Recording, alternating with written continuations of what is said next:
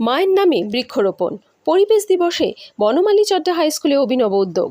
5ই June বিশ্ব পরিবেশ দিবস উপলক্ষে কাঁথির 3 নম্বর ব্লকের স্বনামধন্য বনমালী চড্ডা হাই স্কুলে লায়ন্স ক্লাব অফ কন্টাই আগামীর উদ্যোগে আয়োজিত হলো এক অনন্য বৃক্ষরোপণ কর্মসূচি।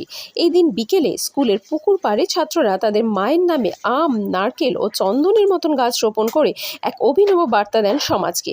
এই অনুষ্ঠানকে কেন্দ্র করে শিক্ষক তথা লায়ন্স সদস্য অজয় কুমার গিরি বলেন, আমরা যদি মাকে ভালোবাসতে পারি তবে প্রকৃতিকেও ভালোবাসা আমাদের কর্তব্য।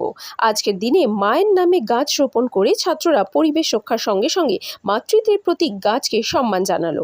লায়ন্স সভাপতি রামপদ জানা বলেন, মায়ের প্রতি এর চেয়ে বড় শ্রদ্ধা আর কিছু হতে পারে না। অন্যদিকে শিক্ষক অশোক বর্মন বলেন, আজকের থিম বিট প্লাস্টিক পলিউশন। এর মূল বার্তা হলো প্লাস্টিকের পরিবর্তে পরিবেশ বান্ধব উপকরণের ব্যবহার। আমরা যদি পুনর্ব্যবহারকারী পণ্য ব্যবহার করি তাহলে পরিবেশ রক্ষা করা সম্ভব হবে।